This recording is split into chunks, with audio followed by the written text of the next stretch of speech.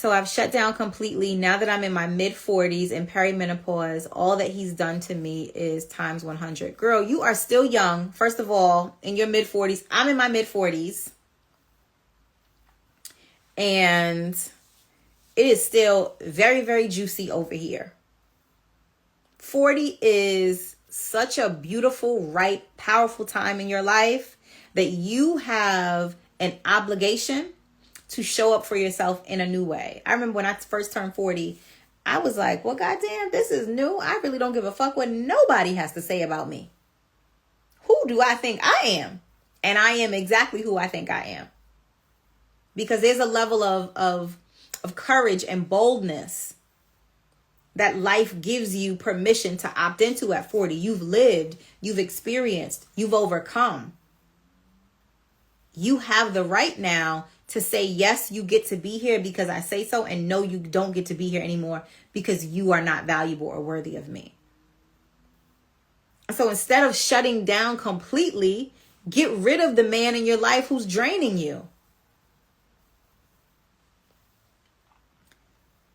Right? Get rid of the man in your life who is draining you. So many women are like, oh, I don't want to love anymore because this man did this to me. Why would you give someone else that much power over you?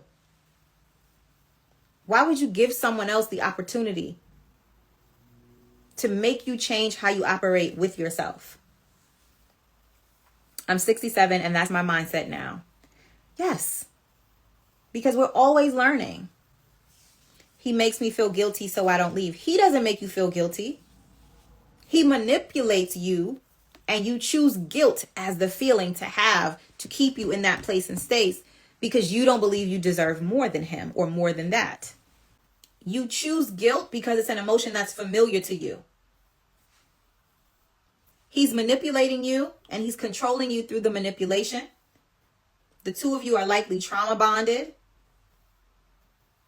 And you've chosen him to recreate the trauma that you experienced in childhood. Whichever parent left you, neglected you, didn't take care of you, you are recreating that with him, re-traumatizing yourself, and choosing guilt as the emotion that you want to feel as an excuse to stay in the relationship. Let me tell you something about me. I'm not going to sugarcoat anything. Not in this space, because I care too much about women. I care too much about helping women get into healthy, loving relationships, because I know that when you are loved well, your entire life changes. There was something I just saw today or yesterday from a doctor or a neuroscientist talking about how cuddling and love literally changes your brain chemistry.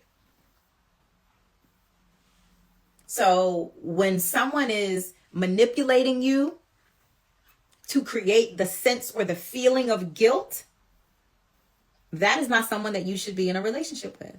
And if you choose to feel that guilt and to take that guilt on, that's actually an indication that you have some relationship and emotional trauma that needs to be healed. So baby girl, you don't even need to be in a relationship with anyone other than yourself right now.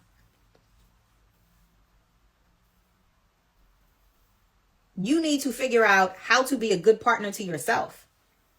Because staying in a relationship with someone simply because you're guilty, or you feel guilty, or you feel bad, that's some bullshit. Because what are you getting out of that? You can feel guilty by yourself. When you're in partnership, you need to feel loved, cherished, cared for, considered. Consideration is the highest form of love. And I don't think that most women recognize that. You deserve so much more than this, girl. So give that to yourself, and you're welcome.